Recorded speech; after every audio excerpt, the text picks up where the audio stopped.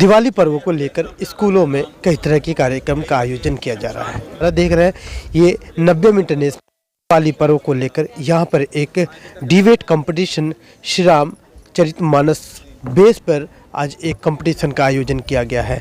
इस तरीके से जो ये बच्चे जो बैठे हैं ये होनहार बच्चे हैं जो अपनी जो छवि जो अपनी छाप अपनी टैलेंट जो है खासकर श्री रामचरितमानस से संबंधित ज्ञान के बारे में विस्तार से जो बैठे हुए आपके सामने इस वीडियो में नज़र आ रहे हैं। मुख्य अतिथि के तौर पर एडवोकेट तरुण अरोड़ा जो आज इस कार्यक्रम के मुख्य अतिथि भी रहे और बच्चों की जो जिज्ञासा था श्री रामचरितमानस से संबंधित या फिर दिवाली क्यों मनाया जाता है इसके बारे में विस्तार से जानने के लिए कहीं न कहीं एक तरफ जो ये बच्चे बैठे हुए हैं इन्होंने क्वेश्चंस करा और रिप्लाई देने के लिए तरुण अरोड़ा जी जो कि एडवोकेट और ख़ासकर श्री रामचरितमानस के बारे में अच्छी जानकारी रखते हैं उन्होंने रिप्लाई दिया। अब बच्चों की जितने भी क्वेश्चंस रहे जिज्ञासाओं को उन्होंने यहाँ पे बताया एक्सप्लेन किया और बच्चों ने भी कहीं न कहीं तालियों की गड़गड़ाहट से उनकी हौसला अफजाई की। सर आज देखा जाए तो दिवाली पर्व पर स्कूल में आज 90 मिनट इंटरनेशनल स्कूल में एक अलग तरीके से खासकर ज्ञानवर्धक एक कार्यक्रम का आयोजन किया गया है। जी जी हमारे देखो भैया हमारी इच्छा होती है ये कि एक चीज़ होती है शिक्षा एक होती है दीक्षा। तो शिक्षा तो हमारे विद्वान जो हमारे अध्यापक हैं दे ही रहे हैं लेकिन इसके साथ साथ जो है धर्म के बारे में संस्कृति के बारे में हमारे बच्चों को ये जानकारी हो उसको दीक्षा बोलते हैं कि हम हमारे कौन इष्ट हैं कौन देवता हैं दिवाली कैसे मनाई जाती है किसको मनाई जाती है इसकी जानकारी देने के लिए हमने थोड़ा सा बच्चों को उत्साहित किया है यही कारण है।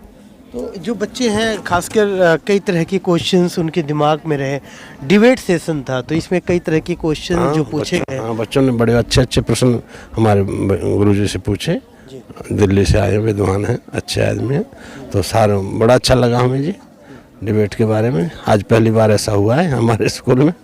हाँ तो अच्छा लगा जी। तो देखा जाए तो बच्चों के साथ में डायरेक्ट आज डिबेट का माहौल कैसा रहा? माहौल बहुत अच्छा रहा कुछ सीखने को मिला। कहते हैं कि जहाँ संत विराजमान हो हमारे पूज्य पंडित जी महाराज यहाँ विराजित हैं वहाँ हम जैसे लोगों को बोलना भी नहीं चाहिए ये भी धर्म के विरुद्ध है।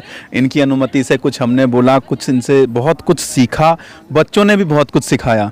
कहते हैं ना कि हमारे जीवन में हर व्यक्ति से हमें कुछ ना कुछ सीखना चाहिए। आज बच्चों ने सिखाया कि रामचरितमानस में उनकी कितनी जिज्ञासा है और ये जिज्ञासा देख करके हमें भी लगा कि हम अपने ग्रंथों को भूलते जा रहे हैं।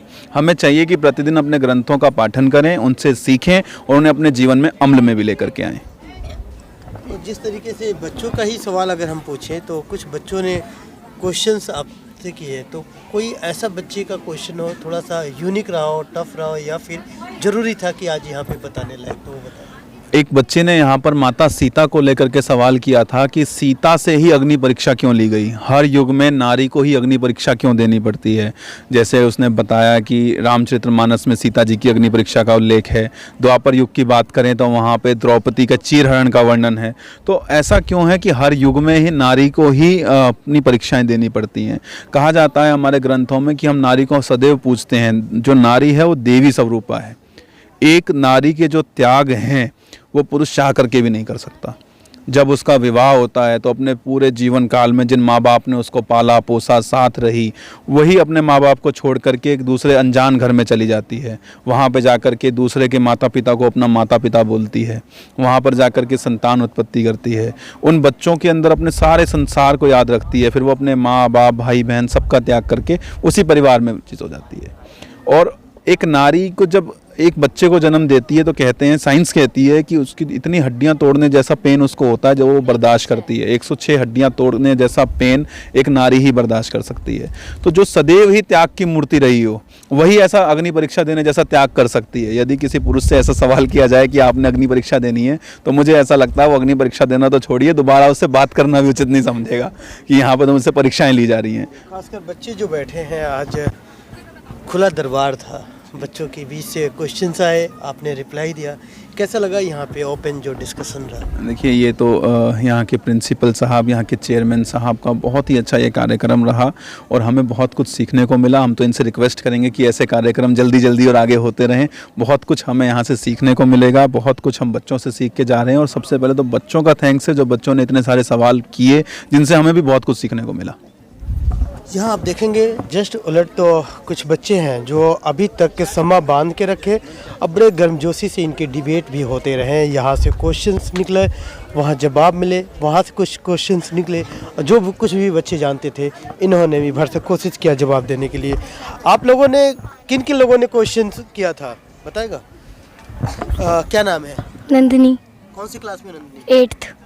तो 8th में होके क्या क्वेश्चन आपने पूछा था वैसे? सर रावण इतना ज़्यादा शक्तिशाली था, फिर भी वो एक तिनके से क्यों डर गया जो सीता मैया ने उन्हें दिखाया था?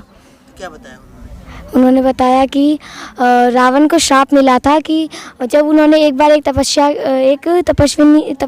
मतलब वो जो साधु थे उनकी तपस्या भंग कर दी थी, तो उन्होंने जैसे उन्हें टच किया था वैसे ही वो मतलब भस्म हो गए थे। उन्होंने उन्हें वो श्राप दिया था कि वह एक तिनके के समान चीज़ से डर जाएंगे, पर वो बड़ी से बड़ी चीज़ से नहीं डरते थे, बट एक तिनके ने उन्हें डरा दिया था।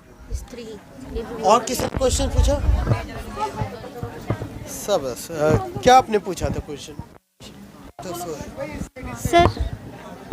सर हमने पूछा था क्या रावण को पता नहीं था कि सीता जी उनकी बेटी हैं? अगर पता था तो उन्होंने उनका हरण क्यों किया? आप सभी जब आज डिबेट में पार्टिसिपेट किए कैसा लगा? देश दुनिया की हर लेटेस्ट खबर देखने के लिए सब्सक्राइब करें हमारे चैनल PNN को और साथ ही बेल आइकन दबाना ना भूलें।